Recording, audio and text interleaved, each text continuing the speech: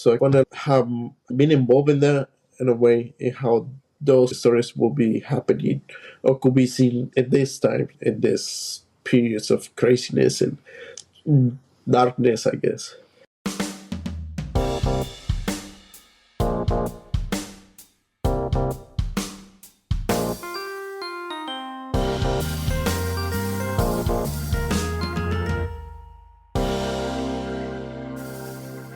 Hello, print friends, and welcome.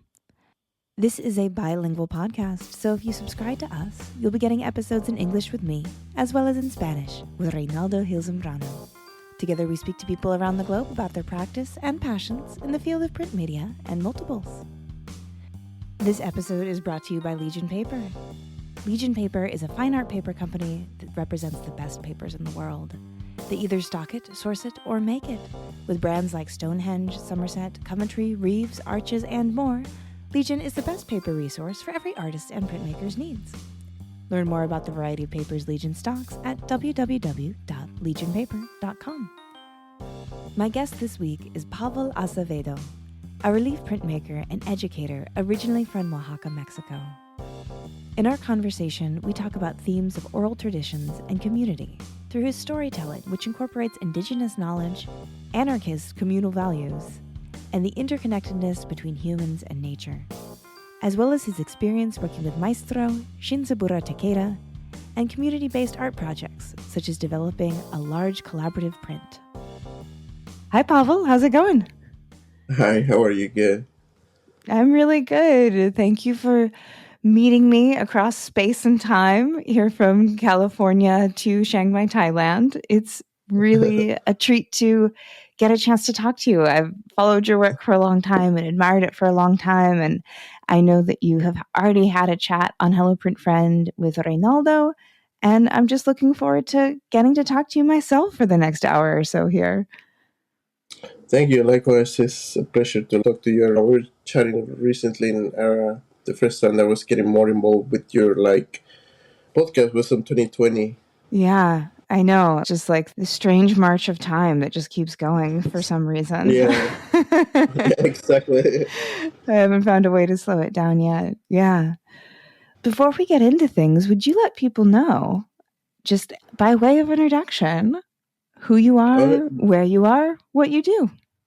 Yeah, I'm coming from Oaxaca, state of Oaxaca, and I'm based between. I have a studio in Los Angeles, but I'm still work between Riverside, Inland Empire, and Los Angeles.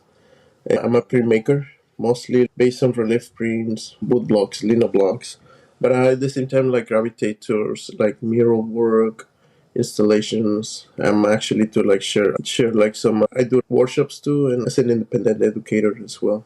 That's what I do. And so you said you were from Oaxaca, and that's where you grew up. Yeah. I was born in the city, and I moved to around 5 to the Oaxacan coast, a small town called Puerto Escondido. In the Pacific. So yeah, the art was always it's always present in Mexico. Like I remember every time we went to the mercados, and I remember a lot with my mom too. With she always likes to have all the regional dresses from and she retired, but she was a kindergarten teacher. So there was always the weight of. I remember probably I was 8 years old. We used to help her to do some kind of illustrations for her, like kindergarten. Since I like to draw, and it was okay, either there you like surfing or you just do it yourself. And I wasn't good at sports, so I was okay, I like to do this. So it was chill to do, and I felt that's how it was something that I felt it was cool to do, to draw, do illustrations like that. So it's a predisposition, I guess. That interest in drawing and illustrating, did that just follow you as you grew up and into teenage years and eventually starting to look for ways to do it full time? Yeah, I think when it was I saw that through my mother's, because she as an educator was creating all these illustrations, and there were a way those illustrations were involved with the children. So I thought, this is a cool thing to do, being a kindergarten teacher, because the other experience that I got, it was my teachers that I got through like high school, middle school, and that didn't seem like enjoyable. enjoyable. So I was like, and I used to go at her school, and I seen it, and it was like I was like, I can see myself doing this. I can see myself like doing all this, like like working with your hands, making all these images, and like some sort of having involved with education. And it seemed, and at the same time too, like my mom was part of this union, is teachers union in Oaxaca, which is called Sección 22, and they were like, they have always like this like radical agenda. There was always like political, so I felt like it was like cool too, because my mom used to go to strikes every summer or every time that happened. So she used to come up with all the scenes, and I was like, "It's cool." I'm like, there's all Yeah. this talk about the education for people, not privatize, to not privatize like education, and I felt like this was like it was a cool thing to do, and I applied for it, but I didn't get I didn't get through like school. I was like, Oh. I'm not a good student, You had a so destiny elsewhere. It wasn't meant to be. probably. And I still, I was like, okay, I try to go to other things. And that's why I ran into the Taller Rufino Oaxaca in Tamayo. I was going with a friend to her school. And in front of her school, there was this like studio, Rufino Tamayo. And I saw these guys going with canvases. And I went into it, and then I was like, wow, they have all these things like painting and like relief pre-making, the sculpture, and it was like really welcoming, and there was a lot of, it seemed like all ages. So I decided to go back, and that's why I started like doing that. I got into painting first, but later I was a self-taught, so I decided to just join into like lithography. That's when I started doing that on marble Yeah. stone. It was really fun. I like Yeah. that. What do you think it was about printmaking that caught your attention and held it? And you didn't just go back to Uh-huh. being a painter forever? Yeah, it was like the camaraderie. Yeah, the Mm-hmm.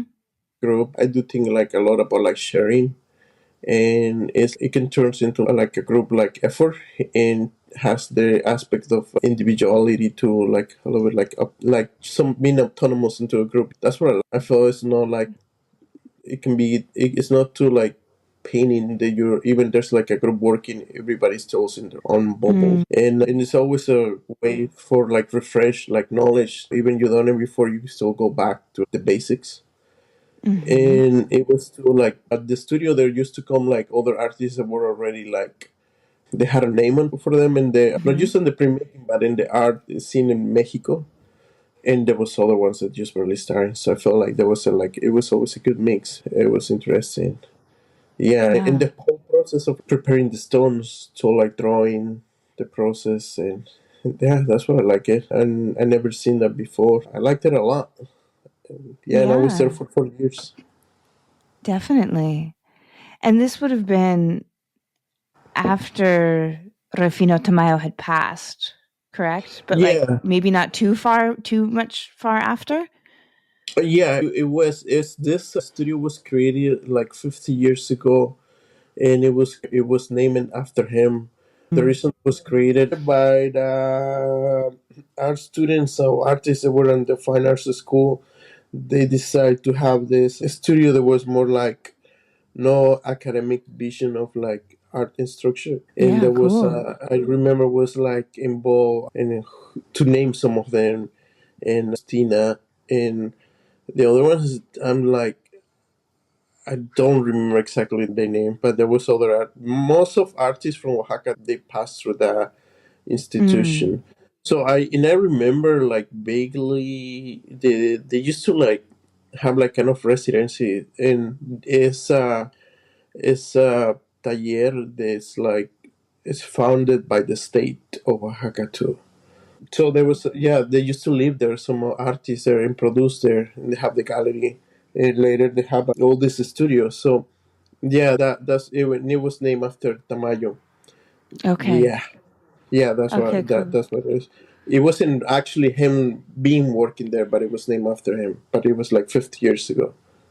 Okay. Good to know. Yeah, thank you. Mm-hmm. Because I've been curious about that connection between that workshop and like the Mm-hmm. artist himself for a while. Exactly. Yeah. And so you mentioned doing a lot of litho while you're there and doing the romancing the stone path. But I feel Yeah. like right now I associate your work so much with relief carving.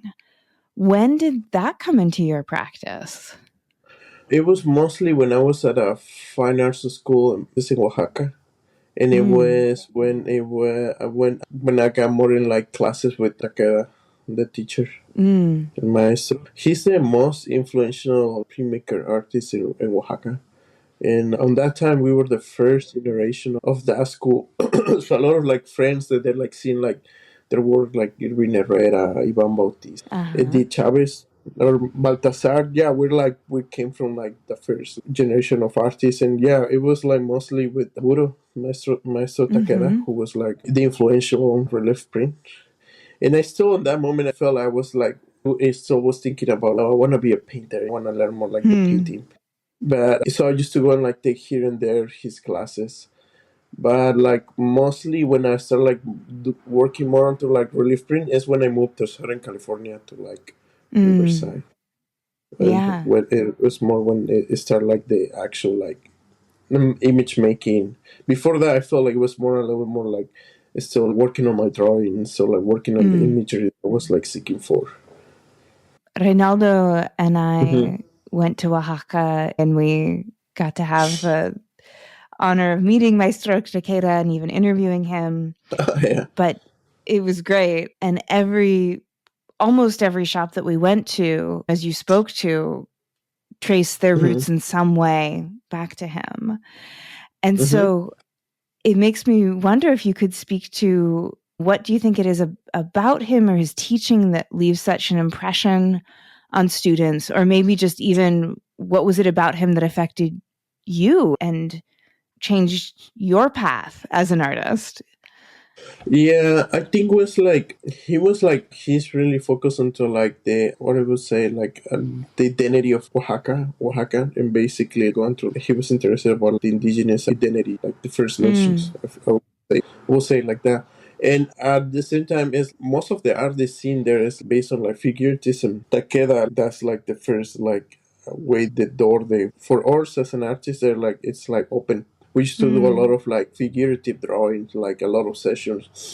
And on that time, like being as one of his students, it was like continuously like drawing all the time. No matter what we were doing, no matter if we were just hanging out with him, it was like in a strictly way of drawing as a way to learning and like opening doors for each one. It's a good path on the early age when on the early times when you're like wonder more. I feel like drawing is a good way to a guide. So after that, I feel too it was like a way they to teach. It wasn't like I don't know. It was like whenever we have to do a review with him, it was a way that he had to approach the image that we were making, but at the same time, like how we were evolving as an artist, how he was seen as evolving in front of his eyes. So we mm, were saying, mm-hmm. oh, okay, maybe what's happening in your life. Turn into 101. And and it was like, why don't you try this? Or what? And it was talking about what you're doing, like as an individual person, and what are you doing as like an art student there, or why Yeah. probably. He was like, sometimes they were like, we were like throwing into like small pieces of paper, and they're like, oh, you're being too shy. Why don't you explore this? Other Mm, scales. Why don't you do this way? And it was a way to stepping out of some sort of like comfort zone. So I feel mm-hmm. like that was like really interesting about him to like be aware other like circumstances just beyond the drawing and a pencil they and what you want to try to say there, because there's other things as an artist that can get affected about what you're making on the image or why those images are copied. So Mm, that was something that I think it was like it was cool to know or hear from her. And at the same time too, it was like the way of being ambitious on images on projects too as well, because it could be done something like a small scale image into like a whole plywood sheet carved like collaborative, or just seeing his work, how he was in some work so intricate, and how yeah. he was talking about like the presence of the Oaxaca Teco Mixteco like culture, like identity. And it was a way to know about ourselves or like identity too as well, because in when it's like art education, a lot of the main I would say probably the main thing that's always occupies the spaces like the Western vision of art, and coming to all seeing other aspects is important, especially when, and this is something they used to say about Rufino Tamayo when he went once to Bellas Artes Oaxaca, that he saw students doing like all this like paintings like the Western way our vision, and they're saying nothing of that will like actually have a reflection with the students there when we were all like brown and looking different. There was like totally no connection with that. I don't know, that's how it felt like that. Yeah, that's what I feel like. That's like the reference with Takeda, and like with a lot Yeah. of students.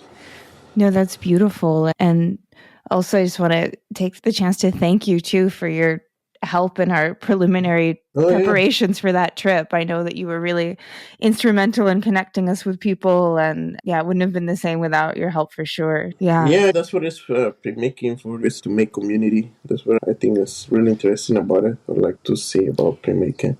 Yeah. Has Ronaldo sent you the finished version of the. Yeah, I saw Okay, that. good, good.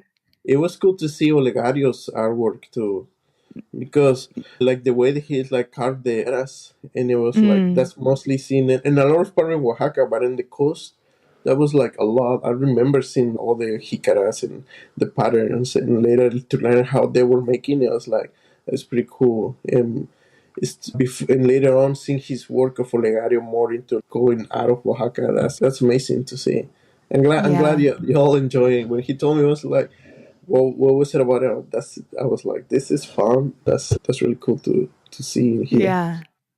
And like, you'll have a Yeah. good Yes, it was an amazing trip and it was a whirlwind. And even after I think 10 days there, it felt like we were just scratching the surface. The art, like I mean, I was gonna say the art, but even like specifically within the medium of printmaking alone, it felt we were just starting to understand it. So it just seems so complex and expansive and time. wonderful, really. Yeah.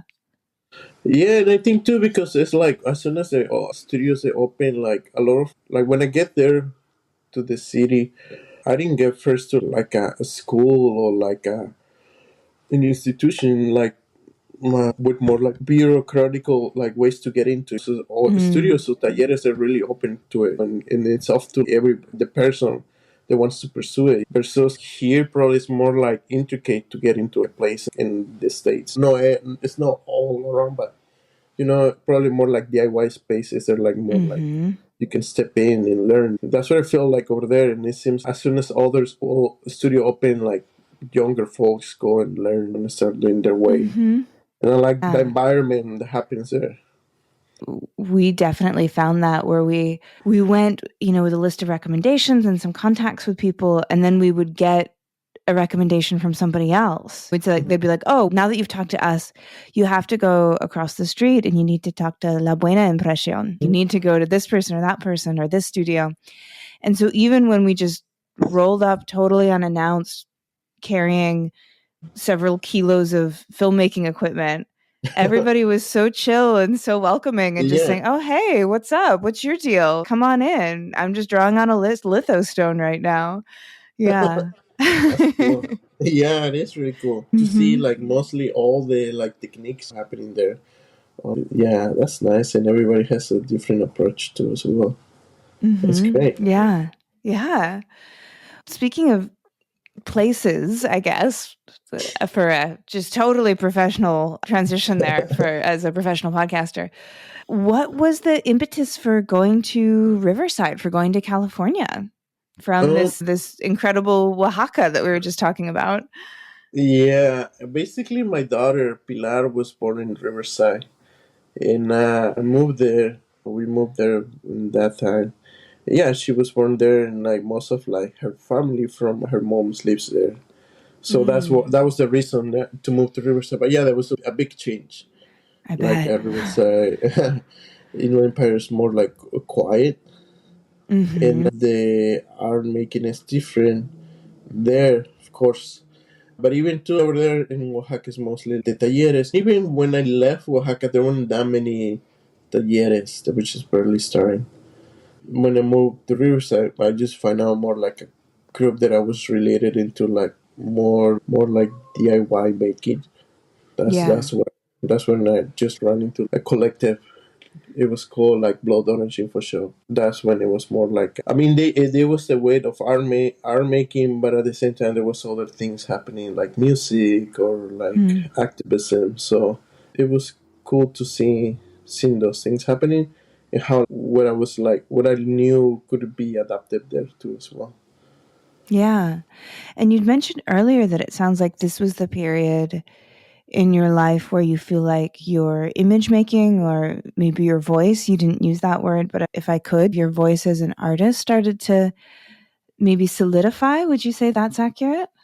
Yeah, and too, because I mean, since I was moving to a new place, I have to like give myself some time to acclimate, I guess, Mm-hmm. because I was like before in Oaxaca, I was like really interested about like the image that were related to the like saints in Oaxaca. And a lot of them they were like, so I was making this relationship into saints and martyrs with some image that I was like experimenting in back there in Oaxaca. So when Mm. I moved to Riverside, I was like, I want to give more the time to acclimate and just see myself and learning more about community. And yeah, what was my place and just life. I can just go jump in and it's not the same images. You can have the same images everywhere. I start more like into figurative. I still am a figurative like artist, but I was like mostly like trying to focus myself into the portrait, larger scale portraits. Mm. A Mm-hmm. lot of them were like from friends for of the community, and a lot of them were like rotated about this collective Blood Orange Info Shop. And yeah, that's how I started. And later I was doing like this like larger scales charcoals, and later I started like carving again because I did want to get involved into the way of sharing like workshops or like facilitating workshops in a good way, because in the collective there was a lot of like bands coming, and there was a lot of them. They used to bring some like the art was made on some of the records or CDs were like stamped with lino block Uh-huh. or some Yeah. shirts. So I was like, okay, I want to do this, have a different point of view, and that's when I started like again evolving and doing my image, and I started with just a small press, and yeah, just started like exchanging, and yeah, that's how I was like more like into in Riverside in the Inland Empire, working with that. Yeah. And I did it's you brought up making portraits, which I find portraiture as a practice so interesting because it clearly has a very long art historical tradition that is just goes across cultures and centuries and millennia. And it also, I think, remains quite a challenging one to make the likeness of someone is difficult because you don't it's like drawing a tree or the ocean. You don't draw every line on a tree to make it look like a tree, right? And so you don't draw every line on someone's face to make it look like them. So I would just love to hear your journey with it and how you've come to a place where, you feel like you've got a technique in actually creating it. And how do you choose what to bring out in a person? And what are some of the challenges in that? Yeah, I think it was just to make them noticeable. I feel like Mm, I was like really interested about the scale of those portraits, because it was like a way for people to wonder why them were like portrayed on that scale. Because mostly here in the United States, I feel like only the people that were on that scale or like into a portrait is like a famous person. So I right. felt I like that weight about somebody that's like just a regular people. There's like it occupies that space instead of like having all these questions for other ones like why them, why they're so important to be portrayed on that scale. And having I was thinking more like having them say them to be like portray them as a way to have a level like to being uncomfortable, because when you're gonna Mm, be seen that close you kind of have to feel a little bit awkward. uh-huh. Or like have some kind of attitude towards the one that's like looking too close to you.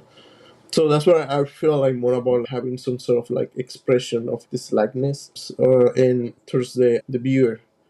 And that was like my interest in, because for example when it was happening on the collective, it was like mostly they were like activists or like musicians or artists. Mm. So they were like, and it's more, it was a different of like artists that are coming from a gallery or from a museum, or so there's more out of the more like in the outskirts of the what's the art structure. Yeah. Or so that's what I was like interested about it. And since it was gonna be to the scale, it was more like the projection, and like for people to really like have more like questions about those, and like just stepping a little bit up about the other like techniques. Like it could be a painting, or it could be just like a photo. I just want to have it more into like black and white charcoal, so it feels like Yeah. something like and anybody could be done. Yeah. That was my interest on that time. And so do you have answers to those questions? Like why them? Those sort of ones that you're inviting your viewer to ask, or do you feel like that is something for each individual viewer to answer for themselves as they experience the artwork?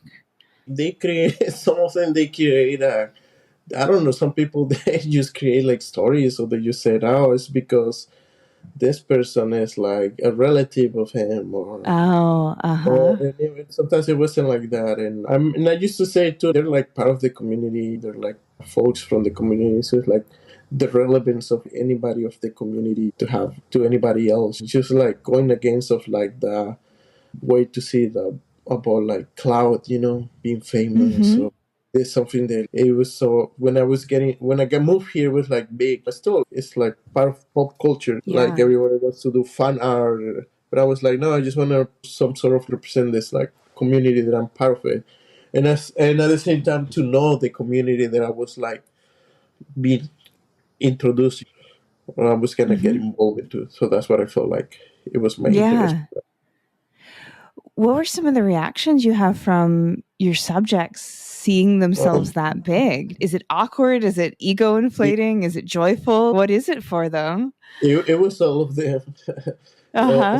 Some of them they were laughing because it was like the way that they were like portrayed. They were like dramatic. So it was with the scenic, and some of them were like their families were like always like impressed about it. I did a lot of the ones of my daughter because they're always like, oh, she looks so cute. Or Uh-huh. infants, they're always fun to portray. Nobody Yeah. has something to say against that. And again, from there, we started like linking into our first mural, and it was through one of the portraits. So I started like thinking too about that, like saying, oh, maybe I can do some larger scale and to create like this new portfolio, create this new me in this new territory, and seek for those opportunities as well. Because Mm. the way they like used to create art there, it wasn't gonna make a connection here in this land for me. So I have to seek and kind of reinvent myself too as well. Yeah. Yeah, that's such a beautiful way to, as you say, get to know your community and feel like you're a part of it is through Yeah, the people in it and through these really intimate studies of the people in it. Portraitures, it's so intimate to really look at someone's face. Yeah, yeah. definitely. You've also talked about oral traditions showing up in your stories or the stories of your grandfather. Uh-huh. Where do they come from and where do they go in your work? Yeah, the stories, they're like a lot of them related to like Zapotec deities, they deities, Mm. and my family, specifically from my mom, grandpa side, is like a Zapotec from a place called San Juan Mixtepec in Oaxaca, in the Sierra Sur of Oaxaca. So at an early age, I would used to be more like close to my grandpa when he was alive.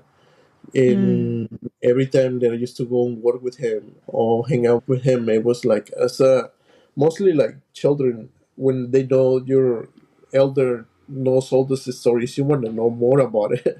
So, and a lot of the stories were like related to community as well, and how was like the community that he came from or like my family came from, and how like this like stories were connected about natural resources. My grandpa, what I always liked from it is he always used to come with these questions or no agreeing with what is contemporary society. So it was like, Mm. and he didn't agree with a lot of, like most elders would agree with like Catholicism. He was like the Mm-hmm. opposite about it. And he always used to say, not in this words, but you always understand like this consumption is, that's how, what is it called? Identity gets lost. And it was Mm-hmm.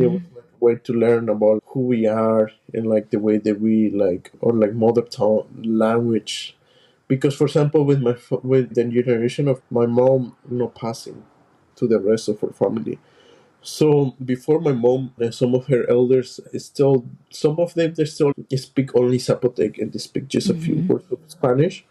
That's how like my grandpa used to talk about it, how like even like when the mother tongue or mother language was like not passing through, and those stories weren't passing through as well, it was like a way to affect our identity or how we like perceive ourselves.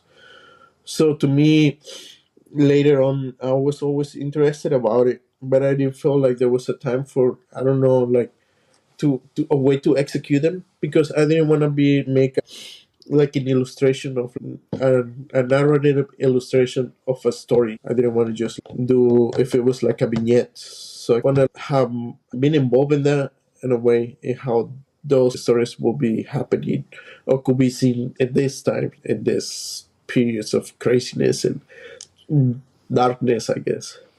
So that's Yeah. where I feel like it was interesting. And to me, I feel a lot of that were like related my grandpa later when he was telling me when I was more into like in 1920, I remember the stories it was, to me was like of 15 to far after that. I always remember there's a lot of relations with anarchism, what I say then about like community and about how like this power structure gets is like different, and it feels like a lot of that is related to with the anarchism views. So like really later on mostly feel like it was interested to me. When you say the stories that have those parallels to anarchist values or anarchist mindset, is that have to do with like subversion of centralized power, or like in what way does it show up in the stories? I'm curious. Yeah, and yeah, on that one, because for example, even when it was like the community structures, there were like a way that everybody has participated. It's more like communal. Oh. And it's still in a lot of towns in Oaxaca or like small like villages, there's still it's a group of elders and everybody has a way to say that. It's not like a way that there's like political parties involved into this, into the community. So that's how it's spread. And yeah, and a lot of this like the vision of the point of view of elders into the community. So that's Mm. what I like. Mm-hmm. I was like remember from my grandpa, and when the stories were like, for example, when they used to talk about this, the characters they come and they were related to the natural resources. It was Hmm. like a way to not just to understand that we're like connected to it, but it's like this way that there's still if it takes as a radical way those values. That's why they exist. Like people defending those natural resources. They're not. It's in the communities, and there's not just folks that they just be radicalized by an outsource. It's just in the community, just the understanding about like, collapsing a society through the natural resources. Do these stories and the values in them, do they show up in your work at all through the human animal hybrid creatures? Because I feel like a lot of traditional stories have that blurred line between animals and people. Yeah, because in the Zapotec, there's this described as a tono, the relationship between persons with animals, Mm. and there's certain rituals to like understand what's gonna be the tono that's gonna carry with you through life. So Mm. and some of our family members they had through some of our family members after leaving the community or they have through broke those connections with it.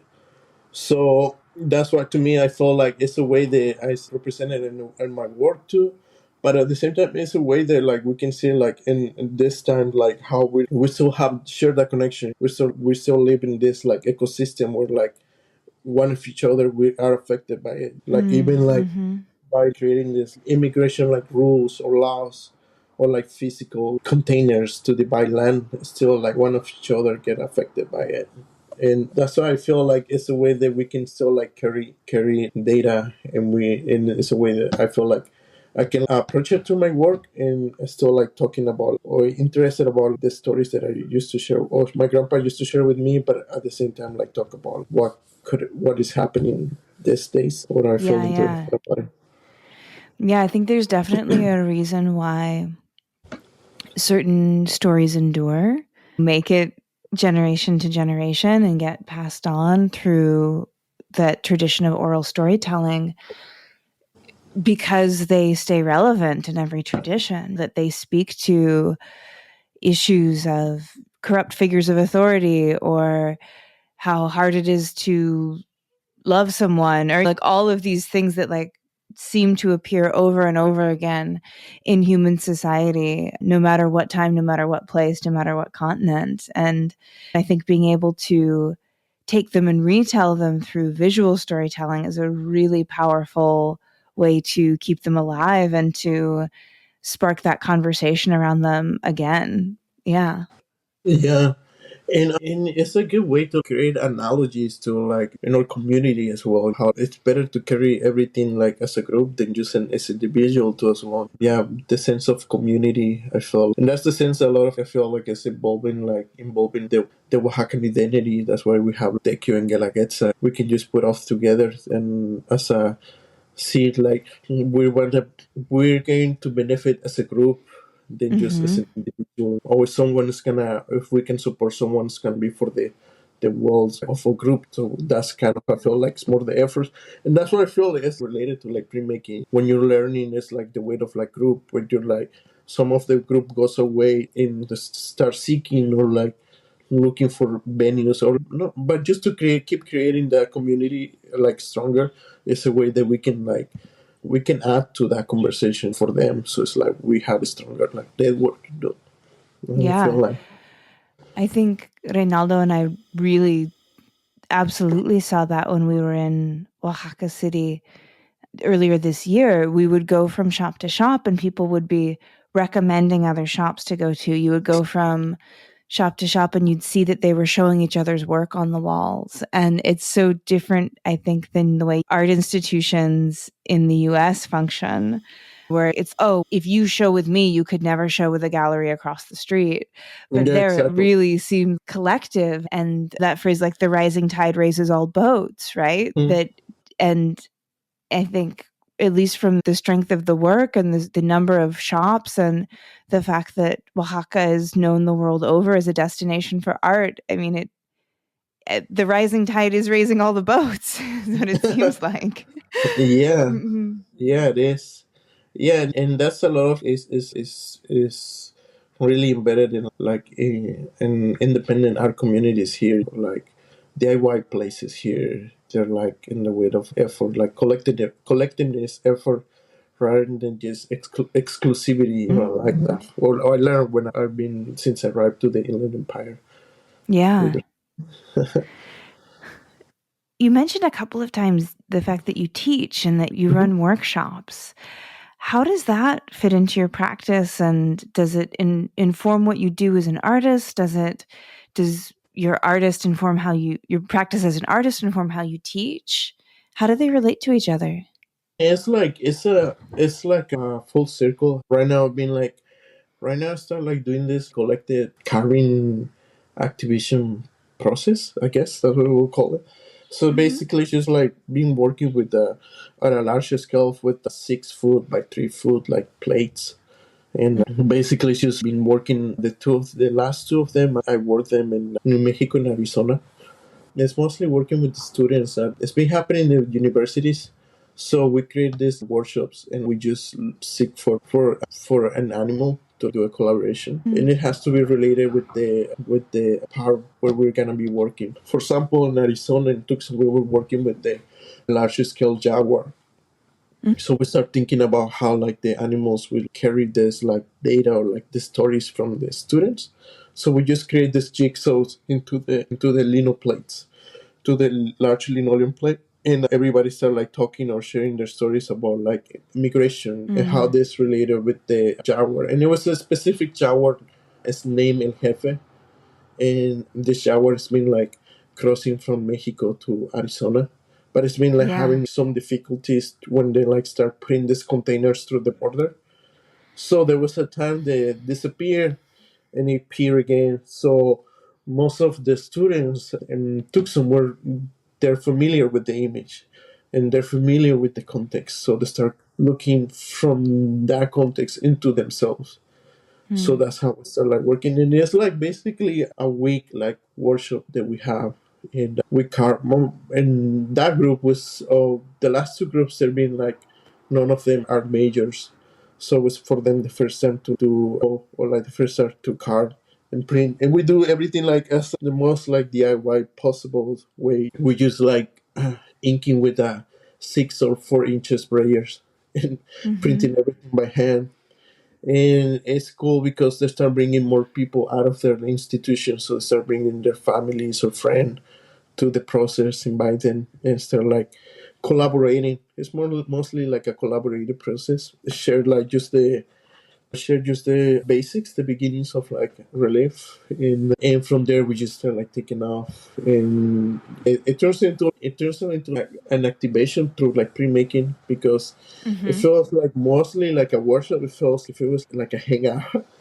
Everybody started like sharing, and later like the groups they start like bringing food or they start like making feeling more like a hangout, and we start doing two live screen printing too. So we create an Yeah. image related to the project, and we just start like folks start bringing like shirts. So it's a good way to involve community to the process of pre-making, and seek some other pre-makers from the area too as well to participate and collaborate. So it's Yeah. mostly a little more than just a regular workshop. Yeah. So we Yeah. have more to say. Absolutely. Yeah. That's much deeper than just here's your lino cut and your tool, go make something like that. Yeah, It's you're really providing like a really in-depth experience for the participants for sure. yeah, and those ones are like since they're like a lot of them they've been like related with Chicano studies, so they're not even art student or like art departments. They're like seeking for it. I was like, oh, we're not gonna be doing a 5x7 lino plate on an 8x10 paper. We're just gonna carve it in 5 or 6. So we're like, okay, what's probably the issue? What are you all concerned? How from those like visions, like we can just put printmaking or relief printing to a bridge to tell those stories. And at the end, like when someone new is coming, the dynamic is the participants or students that start like teaching the others or give them the guidelines. So we're like, I might be the one leading, but everybody else could take over and have some sort of responsibility into the process. That's how we're doing it. And the last one that I did it was in Albuquerque, New Mexico. There's an exhibition about one of the collectives from you got to be the subterráneos. They Yeah. do it also. There's two curators in New Mexico, Gustavo and Natalia. They create this like exhibition called like Oaxaca Ingobernable at the Maxwell Museum. So I traveled there and I was there for a week working on this gray wolf, a Mexican gray wolf. Before I go, I told them what's the image. I have to do like a research, and it comes to the gray wolf. And later, like folks start like we create like just a brainstorm. First day just a brainstorm, sketching, doodle, and later the second day they start drawing and coming the figures. But yeah, this time we had over a week we have 50 people working on the play. So it was cool because it was mostly a lot of half of the people that were involved with them. It was like people from out of the educational community. So most of them they were non-students. They heard, they saw the information somewhere in the museum, or they saw that in the social media, and they started and came and were involved into that. A lot of this time there were more artists involved from the community into the process, like weaver artists, another like printmaker, filmmakers, and they start bringing more like conversations into the process. So start telling more. A lot of them they start like telling stories about elements, natural elements that were like are from Albuquerque, how the community has been shaping, because a lot of them, they were like people that moved from others other parts of the US to Albuquerque, so start knowing the community. It was like really interesting. So it goes a little beyond pre-making of those. Yeah, totally. Yeah, I think that there's such a power in getting a group of people together focused on a collective outcome, right? That immediately we think, I'm on the same team with these people because we're trying to do something together. yeah, And then that creates almost an instant intimacy, which of course then leads to more vulnerability, more storytelling. It has to be such a powerful tool in creating an instant community as yeah, multiple hands are working towards one goal. Yeah. yeah. And in it's like the sense of ownership. Everybody, the sense about. I always learn from that. I think that is the same as interesting in learning for them than for me too as well. And yeah, and this just happening honestly. Like I didn't plan to be doing that, but it just after doing a residency in February in Fullerton College, that's how I started. We were like working on a large woodblock as well. So from there, somebody saw a friend saw them online, and it was like, oh, I would like to know more about it. And I was like, what if we do this? And I was like, all right, for sure, we do it. So it's been like that until already it's this already like a not a guideline, but there's like a way to things could be set up for other places. So I'm probably seeking to do this for a little while to create like if it was like a large portfolio of these animals around the creating from folks. That'll be fun. Yeah. That would be beautiful. Yeah. I feel like that's a perfect segue into wrapping up as we're really quickly coming on our hour mark Mm-hmm. here, which is the question of where can people find you and follow you and invite you to come do an animal somewhere in their city? Yeah, I do Instagram. I guess mostly it's like the main that I use. I'm a Pavel_Acevedo. And I do have a website too. It's called OaxacaPrintmakers.com. It's like a web store website. There's my email and a way to contact me as well. And yeah, my email too is mixtepexstudio@gmail.com, and it's too in my bio. And yeah, I'm a pretty easy to find You're person findable. somewhere on the online. Yeah, Great. it's You're fine. findable. Thank you so much for Thank letting me you. take an hour of your morning. And this has been really nice to get to know you better and your practice. I think we have a lot of mutual friends, and I feel like we definitely Yes. couldn't have done our project in Oaxaca without you. So I look forward Thank to you. sharing your story very much with the Hello Print Friend listeners who listen to the English chats. So yeah, thank All you. right, for sure. Thank you, Miranda. I appreciate it. Appreciate your time. If you like today's episode, we have a Patreon where you can help support our podcast and get bonus content, like Shop Talk Shorts with past guests. But the very best thing you can do to support this podcast is listen, rate, follow, and share with your fellow print friends around the world. This episode, like all episodes, was written and produced by me, Miranda Metcalf, with editing by Timothy Pauschak and music by Joshua Weber. I'll see you in 2 weeks.